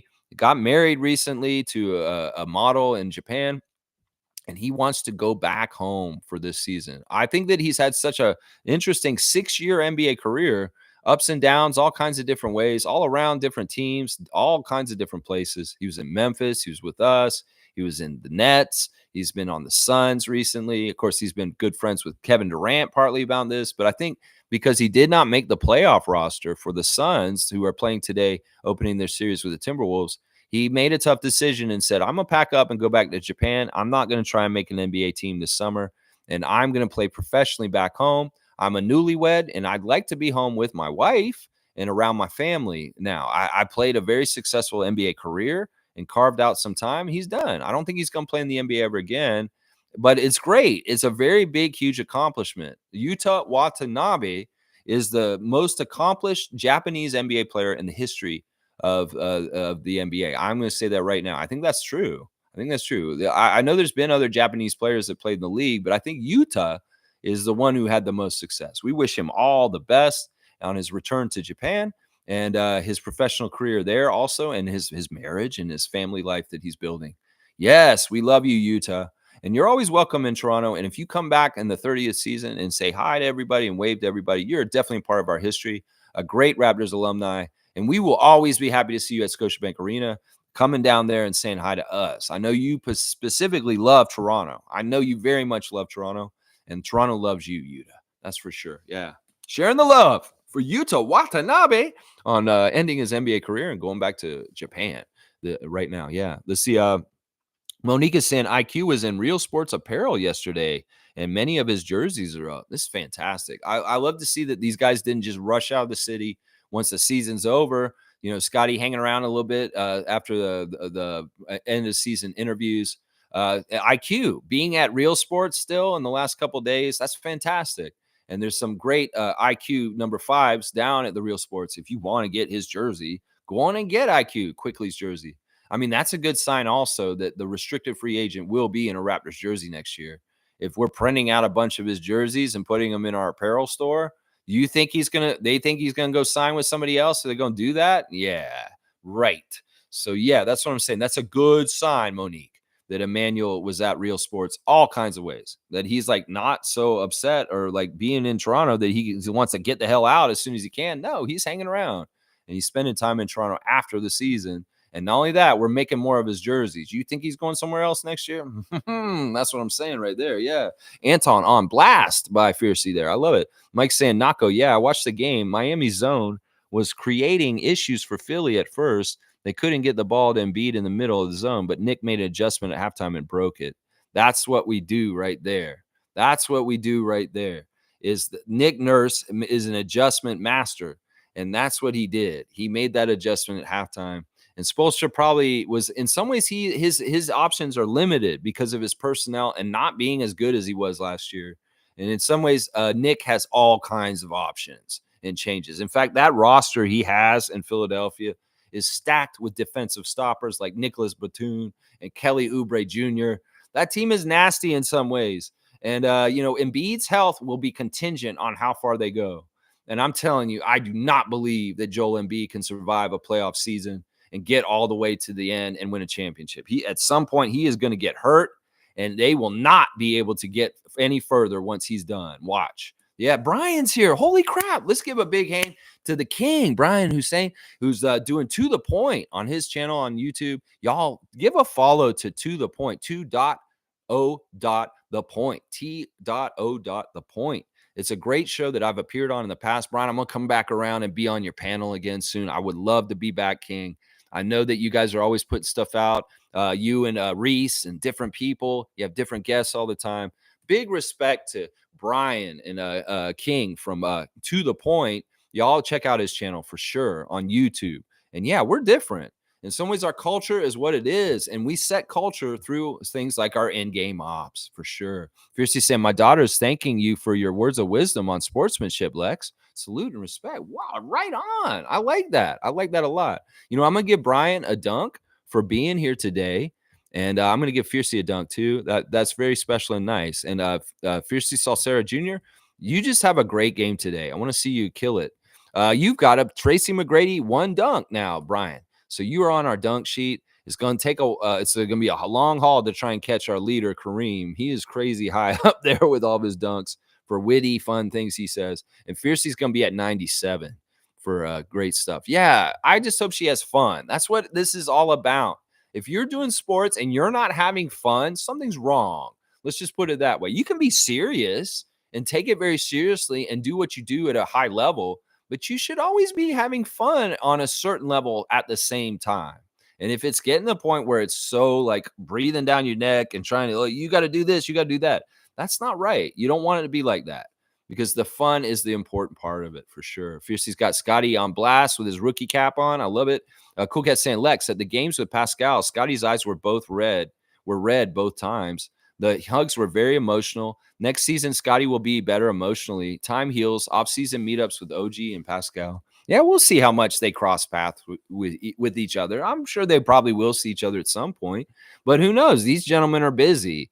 They're busy for right now. OG suiting up today against his former coach. And I'm rooting for you, Anunoby. You do some good stuff. Tie up Tyrese Maxey. And Precious, you go take care of Embiid with Hartenstein. Double team him. Just mess him up. Put a wall up in front of him like we did with Gasol and Ibaka in 2019.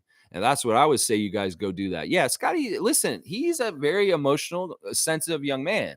And he has a lot of emotions and loyalty, and he loves people. He has a very strong love and affinity for people that he cares about. His family, his friends. And yes, Siakam and Anunoby are on that list for sure. This has been a tough learning year for him. But in some ways, he grew up a lot. He grew up from having very close friends leave and understand the NBA is a business. He also grew up knowing that he is the face of this franchise, and his outside perspective of being hurt on the bench gave him a whole more mature mentality about the responsibility that he is wielding now as the franchise player for the Toronto Raptors. And in some ways, him seeing and not being able to play, it gave him some ideas about how he may be going to be out there this season coming up. Trust me. Seriously. He keeps saying it. Darko, Masai, and even Scotty himself in the end of season interviews this week, all saying that this was a blessing in disguise. Scotty's hand getting broken and sitting on that bench and having that perspective next to the coaches, Garrett Temple and his other teammates, and hearing what they say during the game. In some ways, that's an education in a certain way, besides the gumption to want to get out there and help your team win when you can't be out there. That is all built up in him for next season. In fact, there's going to be, I think, I'm going to predict this right now, that Scotty Barnes is going to have a new intelligence to his game next year that's going to be even more of a level from what we had this year. Because there is a whole thing to him when he taps in with his mind and how quick he is and how he sees the game different than everybody else. He's going to be doing stuff like Magic and Larry, where he's telegraphing things happening ahead of time. And with more savviness and more experience, he's going to be doing even more and more in the future. Trust me. And I love that people like him and RJ have a defensive orientation to this offseason as far as getting even better as defenders. A lot of guys in the offseason, it's about getting better offensively and being selfish and thinking about getting more for themselves. No, these guys are trying to get the other end of their game honed and better. RJ specifically, and Scotty continuing also. If you're going to be the defensive player of the year, Scotty, that's an area you're going to have to continue to work on in the offseason to get to the level that wins that award. And I believe you will get it in your career. I really do. I really, really do. Drake's saying Drake's Top Boy, he has almost 100 billion streams on Spotify, breaking records. That's what I'm saying right there. He is the modern day guy that did what Michael Jackson did in the early 80s, what Elvis Presley did way back in the 60s. This is the guy right now that is just like MJ and the king of rock and roll, Elvis Presley. Right now, Drake is that juggernaut in the music industry. And that's what James just said there. Happy 420. That's right, Dana. Another great 420 person, always at the weed store while she's listening to my stream. And maybe some of the people at the cannabis shop are like, who's that? Oh, that's the Raptor Shriek. He's great. You should listen. All right. Thanks, Dana, for taking me into the cannabis store and getting the cannabis people to listen to me. I love it. Yeah. Happy 420 to Dana. Nako's saying me and some friends are going to High Park. That's the right park to go to and smoke weed. Then we're going to watch the movie Hundreds of Beavers. That sounds like a crazy movie. In some ways, I don't need to watch it. They're out here. I can see one over there chawing on a log over across the field from me right now. So yeah, Hundreds of Beavers. I'll just do the beaver call outside. And they all come running. So yeah, I don't want to see that movie, but have fun at High Park. Yes. Let's see. Tom Duke, is Justin Bieber moving out to the country with you? Justin is back home right now, downtown. In some ways, the transition out here, he's not ready to come out here because I'm worried about him running off with 100 beavers out in the woods. So yeah, no, Justin's not here yet. And I'm worried about this, but we will be bringing Justin Bieber out here. That's for sure. Yeah. Unanimous Alante, the burning bush is a real thing. Beautiful plant. That's right. Tom showed it to me. He showed it to me. We were at the Saborin's house coming out of the apartment, and Tom just points to it. He's like, that's the burning bush, Lex. I'm like, what? He's like, that bush right there is the species that he just named. That is the burning bush. I'm like, oh my gosh. Tom was teaching me some gardening stuff when he was here. That's right. Mike's saying, I like Kawhi, but Lawrence Frank and the Clippers are frauds. And I can't support Kawhi the way the Raptors organization, and they can't support Kawhi the way the Raptors organization did. It's more than just players and coaches. It's everyone being bought in the right way. I think this is true. In some ways, this is the difference in corporate structures and business.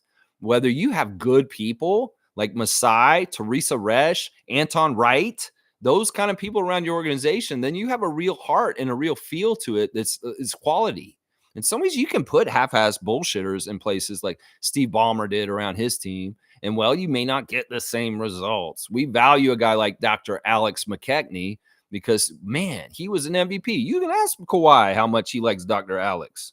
And, yeah, that's a difference right there in between the Clippers and the Raptors. And in some ways, Kawhi, you should have never left because you could have gotten more games played in the last few years because Dr. Alex would have helped you. And you know that's the damn truth. You know that's the truth.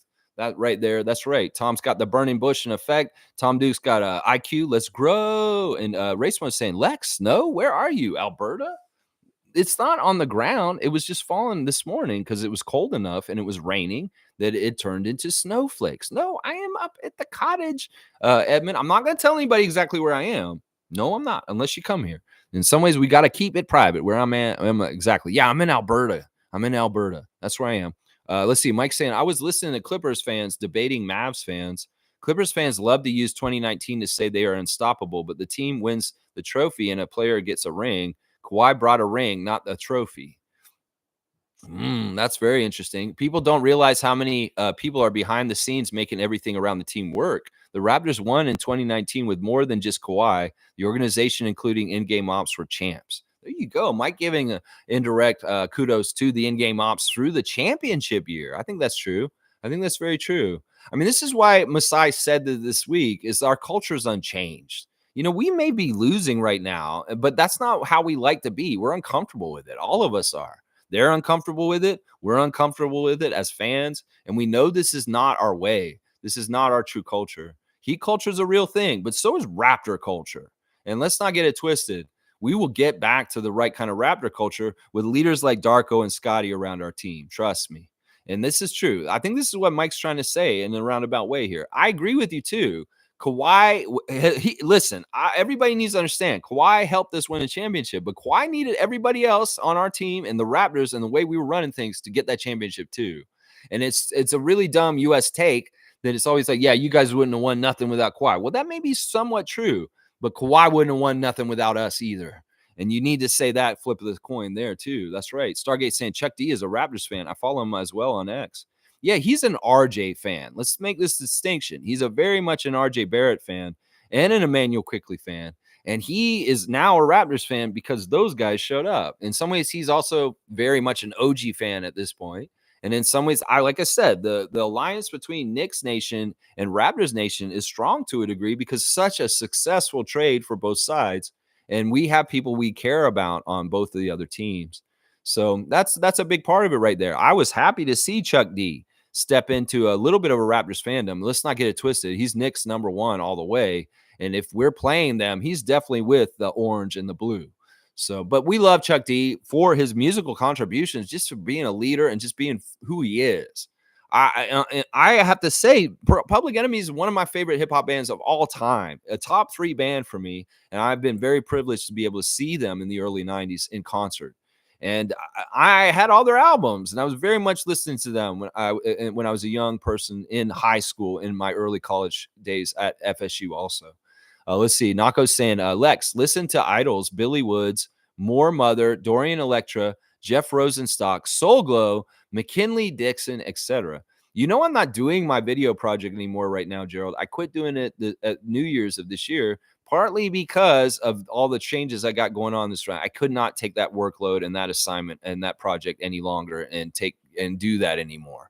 So I will go back to it at some point, but I know Idols is amazing. Idols is very political, very driving. And in some ways you want meaningful music. Yeah, it's out there. Billy Woods, I'm familiar with him too. The other names I know Jeff Rosenstock too, but I don't really know the other ones. I think I've heard of Soul Glow too. But yeah, the names More Mother, Dorian Electra, McKinley Dixon, I do not know who they are. But I've been out of the loop for 4 months. So maybe I got to get back on there. Hot Take Jason checking in again, Raptor Street. Love from Calgary. All right, we get in the central time zone, the mountain time zone from Hot Take J checking in on the Raptor Street family from Calgary. That's right. We're coastal worldwide, baby. We have people over in the Philippines. We have people over in Zimbabwe. We have people that are over in the East Coast, Maritimes, Firebolt. Carla is over there on the East Coast. We got Tommy and Shane Waters and everybody on the West Coast. And there it is, Hot Take Jay holding it down the middle with the Sheriff Seymour Pape in Calgary, Alberta, Canada. That's right, Lance Storm. All right, let's see. Smooth Brown Man saying, I'm thinking the Quickly extension is imminent.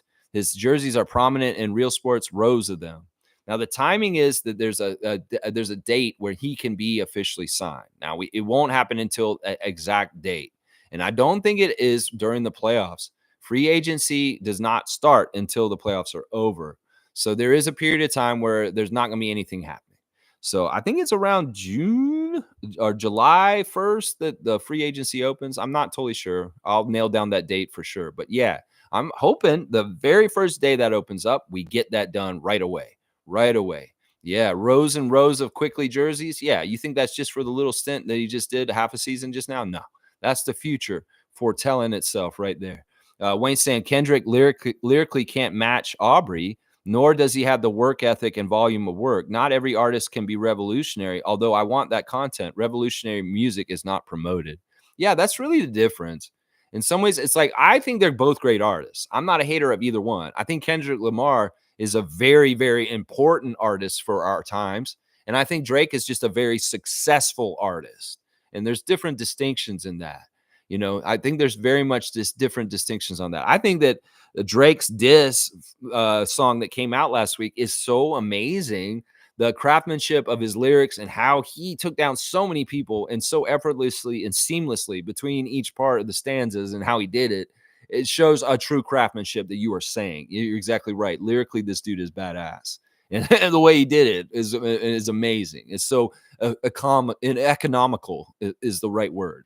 Is how he did that. Yeah. Smooth saying t-shirts, jerseys, and authentics, all IQ. I love it. I love it. And he was down there himself. That's the other thing. This guy could have cut town and gone and done something. Maybe he's getting more set up in Toronto.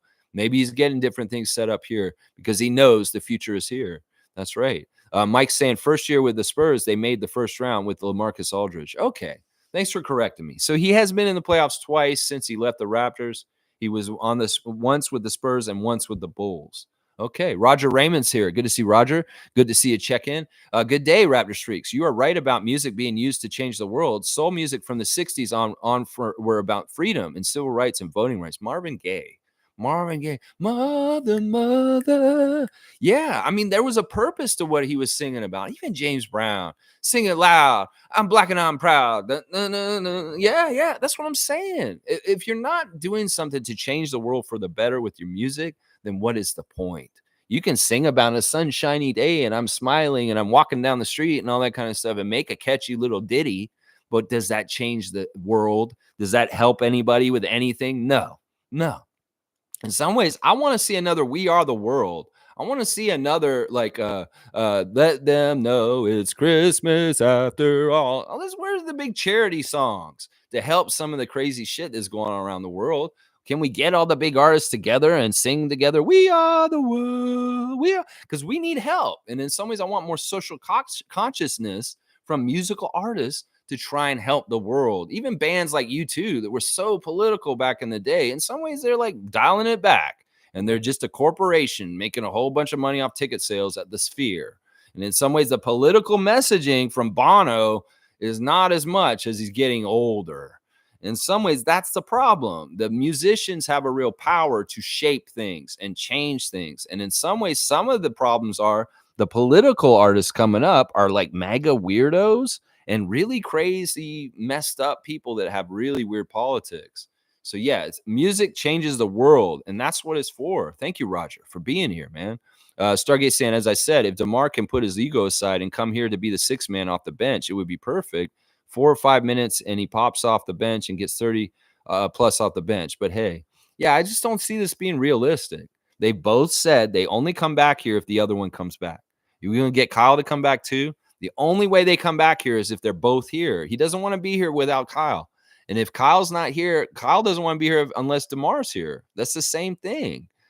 Now, DeMar has forgiven us to a degree. He's fine with Masai. He loves our city. He still loves the Raptors. Now, he doesn't want to do that. He's in his prime. He's a starter. And in some ways, once again, much like Wiggins, DeRozan's the same spot as RJ. And we're going RJ here. And I don't want DeRozan stepping on no toes with Barrett. In some ways, as much as I love a homecoming of DeMar DeRozan on the Raptors and heal those wounds, I don't think we're in the right position for him to win right now either. That's part of the problem. I want him to go to a place that's ready right now. And in some ways, we're in a rebuild. And him coming back to us, it may be not any better than being on the Bulls and just staying there. I want us to be really badass and better next year, but there's no guarantees. It could happen, but in some ways, that's what part of it too.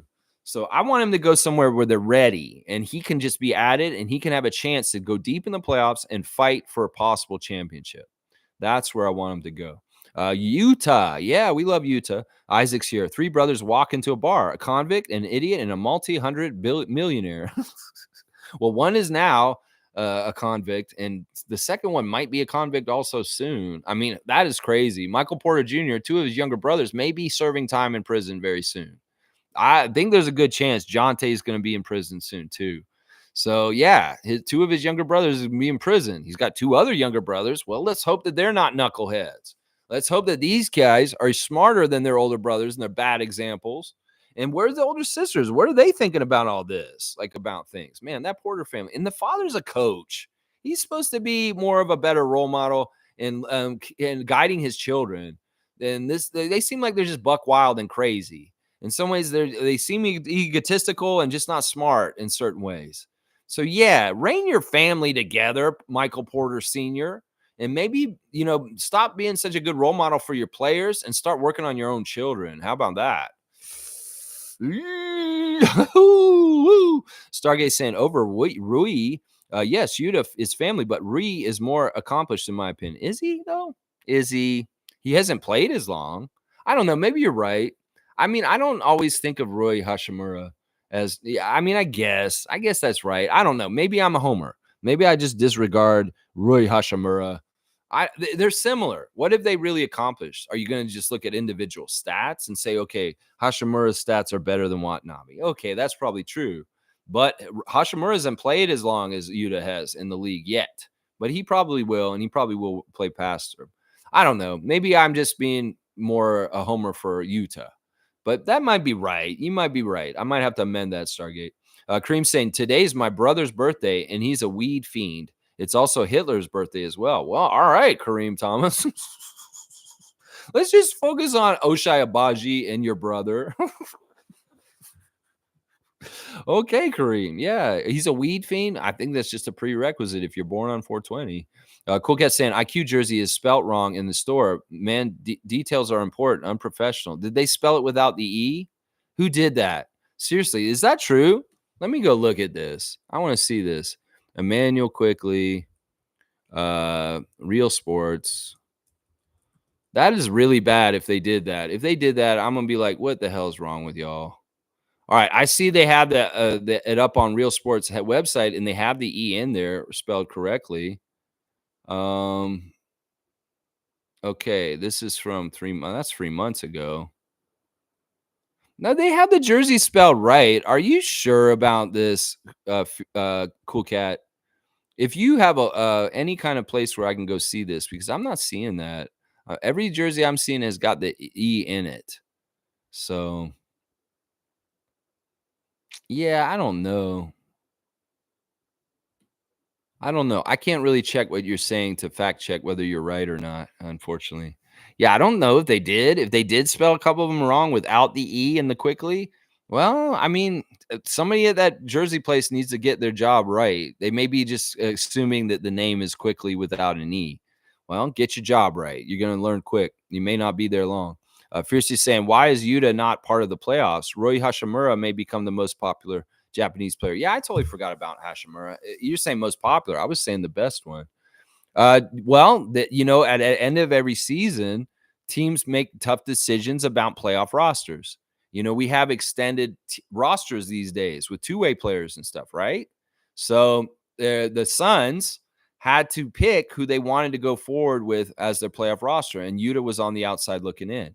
They did not pick him to be on the playoff roster. So that's what it is. We've done this in the past ourselves, where we had to make tough choices going in the playoffs, and certain people would not be available to us in the playoffs because it's shorter roster. They don't allow you to have the 18 with the two ways. It's like a 15-man roster for the playoffs, I think. Maybe even less. It may be like a 13-man roster.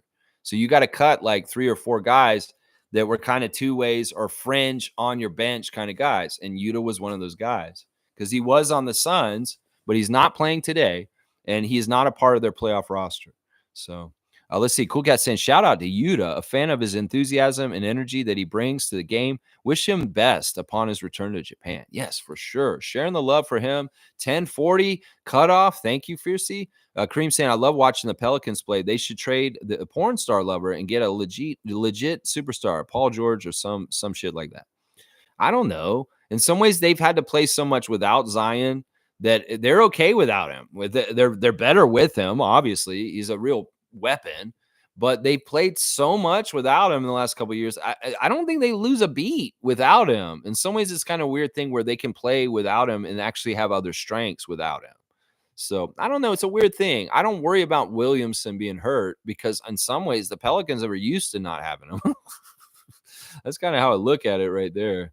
Yeah, Randolph saying, Saturday blessings, beloved Raptors freaks, most informative gang. Hope you and your loved ones are doing well. Let's show our gratitude for another day by showing love. I love that, Randolph. I'm going to give you a dunk for always coming in with your daily blessings and wishing everybody well. Once again, I wish very much well, good things to the Phillips family and all the other Raptor freaks families all over the place, all around the world.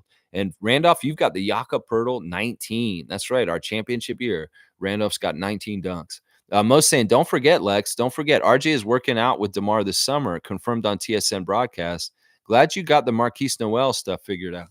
Yeah, there was a tweet in the morning. I mentioned on this channel yesterday that Marquise Noel has said something to the effect is like, getting waived is going to be like the most important thing that happened to me in my career. In some ways, I wondered if it was because he's mad at the Raptors or if it's because he felt humbled. In some ways, he's such a man of God that in some ways he knows that those kind of lessons have to come sometimes where you may have to feel the humbleness of God and like the way things work. And in some ways, Marquise, listen, as I said yesterday, this doesn't mean your huge future with the Raptors is over, and don't shoot yourself in the foot. And what happened was it seemed like the tweet was deleted for a little bit, but then it came back later and I couldn't see it for a bit. But yeah, Marquise is back. Let me make sure I can see him now. Monique gave me the link yesterday. But yeah, Marquise should be back online, but he wasn't for a little while yesterday.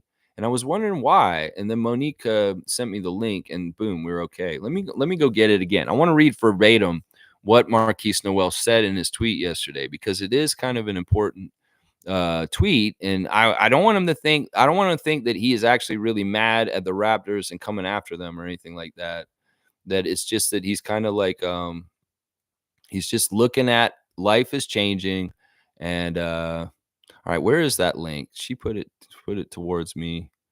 Hang on. Monique was so helpful when she did that. Okay, I have to scroll up. I want to read it verbatim because it does matter. Okay, here it is. Getting waived is the best thing that will ever happen to me. Very pivotal moment in my career that I would always refer back to 100%. Dear God, thank you. Now, he's still got pictures of him in Raptors jersey on his profile. And even if he's not technically with us right this second, I think he's got the invite from us to come to our summer league team. And the path is still there. Marquise Masai Ujiri said this week he's in the market for a backup point guard. You can be in the running for this. Still, I'm telling you, don't shoot yourself in the foot by closing a door you're already in. So don't turn your back or get mad at the Raptors because you got waived for house cleaning reasons this season because you got hurt. You really are somebody valued by our franchise, and you want to still have that door open to come back here. So just because it may seem like it's a slight or something in your world, it's not, because this happens all the time in the NBA where fringe players trying to make the league get waived just for housekeeping kind of moves, and you will get another chance. Trust me. I've seen this happen so many times before. You will, because it's not your fault you pulled your hamstring. You're going to come back and get a good chance when you're healthy. Trust me. Just trust me on this. And we'd like you to stay up here. I know a lot of other people want you to go other places like New York, Brooklyn, all over the NBA. But the Raptors are the ones who gave you the first chance, and we still want to give you the chance. Seriously, trust me, we do. Let's see. I love RJ working out with DeMar. Those guys working out together is a fantastic thing. In some ways, that's an awesome thing for RJ as a kid growing up in the 2010s in Toronto, getting to work out with a great Raptor that he watched as a kid all the time. And obviously their games have similarities.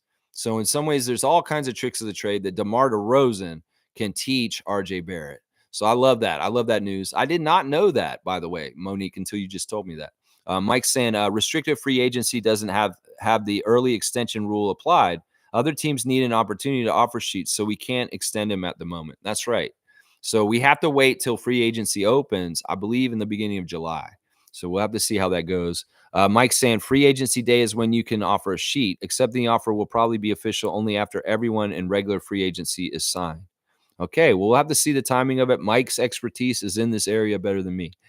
Trevor's saying, I hope this Saturday will bring you blessings in unexpected ways. Thank you, Trevor. And back at you, my guy. Down in, I think you're in Florida right now. Wayne's saying, revolutionary music has to be good musically as well. Bob Marley was revolutionary, but was good music and lyrics and rhythm. Saying good things over boring rhythms is very difficult to sell. This is true. That's why it's so difficult to get that. In some ways, you got to be catchy and attractive, but also in some ways, you have to have a message that's clear. Sometimes you can be writing political messages, but if it's so convoluted and so masked with simile and metaphor, it doesn't get across. So there's a lot to it. It is a very, very difficult thing to do, to make revolutionary music that is also catchy and gets enough attention being popular. There's a lot of people probably making music that wants to change the world, but it may be crappy. Isaac's saying you spelled Peter Tosh wrong.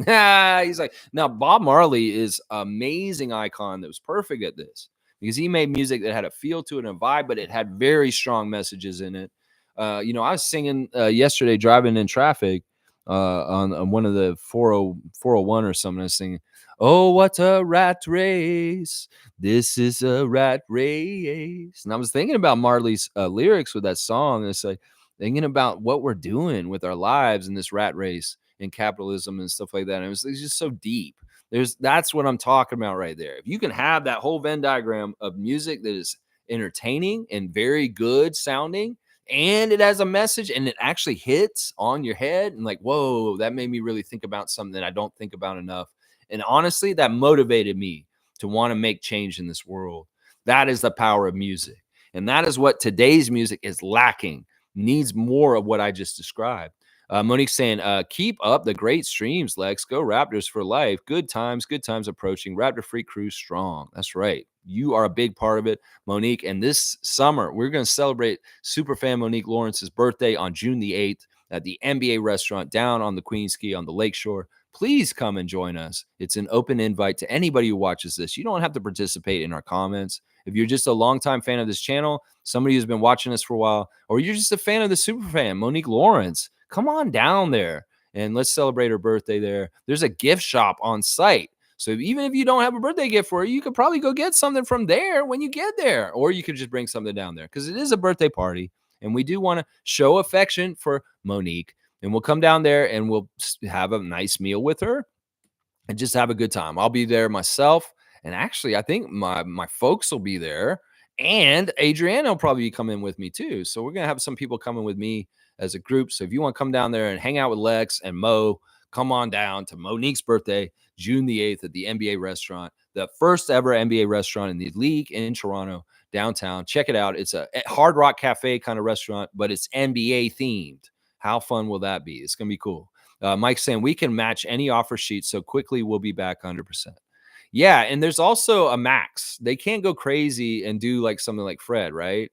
The 43 million that Fred got is like there is a certain cap of height that it can be offered to quickly because of where he is in his career and how many years he's been and his accolades that he's accomplished. And in some ways, that will be helpful in this as far as there will be a hard cap and we can just match it. And that may be what happens. That the absolute max that Manuel quickly can make on his cap, it will be what the offer is. And if we give him that amount, nobody else can do nothing. And I think that's what Mike's saying. Wow, it's really coming down now. That snow is coming down. In some ways, maybe I should turn the camera and have the backdrop of the snow behind me. I'll be trying different angles in here. Trust me. You may probably see that in a show in the near future. Let's see. And Omari's here. What's up, freak? What's up, Omari Parsons? Holding it down the 905. Omari is a realtor. And if you need a place to live, Omari can help you find a place to rent or even find you a mortgage and a place to live. So look up Omari Parsons on the online and maybe even the phone book. If you got a phone book still, he can help you seriously. So check out Omari. He's great for that. All right. Once again, let's go over the last stuff and let's get out of here before 2 hours. Once again, we found out last night that Jonte Porter's younger brother, Coban, has been sentenced to 6 years in prison for a drunk driving crash that killed a woman in Colorado last year. He killed the Kathy Lyman Rothman. He killed Kathy Lyman Rothman and seriously injured her passenger also. So yeah, this is just really sad all around. Drunk driving is a very serious thing. Do not do it.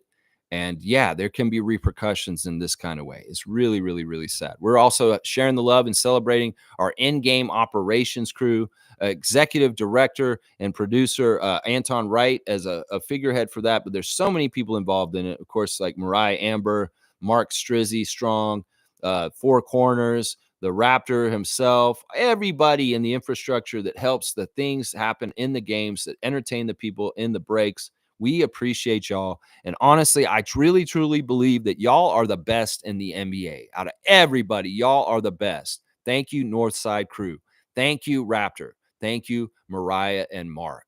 And once again, let's see. The birthdays today are Oshai Abaji and Lamont Murray. Happy birthday to you, Raptors. We love you guys. My picks for today's games, I want the Magic to beat the Cavs today, Minnesota over the Suns, the Knicks over the Sixers, and the Nuggets over the Lakers. So the away team that I'm picking to win today is Orlando, baby. Let's go, T-Ross. Let's call that game on the radio right. All right, let's see. I think that's about it, guys. Thanks for watching me today on this Saturday Share the Love Club. So yeah, let's get out there, touch grass, and share love, just like Scotty Barnes and Gary Trent Jr. would tell us to. There's so much hate in this world. So much trouble in this world. So let's share some love and shine some light and be positive. That's what we're all about here. Positive Raptors fan space. And I appreciate everybody. I'll see you guys tomorrow for a Sunday special report. My top 30 Raptors of the year. 30 and 30. There's the 30th anniversary of the Raptors is this next season coming up. Well, I'm going to go over my ranked 30 Raptors of the season this past season. The top 30 Raptors from this past season in the eyes of Lex and what they did on the court and what was special about what they did. So we're going to do the top 30 countdown tomorrow. Raptor Freak special Sunday special report. Top 30 Raptors of the last season in my rankings. That's right. Mike's saying most likely no other teams offer sheets quickly, and we just offer and sign him for whatever. We'll have to see how it goes. There is murmurs that there are teams interested in trying to get him. And Tom Duke's saying, share the love, people. Why not? Why not? All right, Tom Dookie, please like, comment, subscribe, and share. Have a W day. Thank you, Tommy. We appreciate you, man. I love you, Tom. I love you, everybody. Thank you for watching me this morning. I'll see you guys tomorrow, 9:30 a.m. as always. Sunday special report. Let's go, Raptors.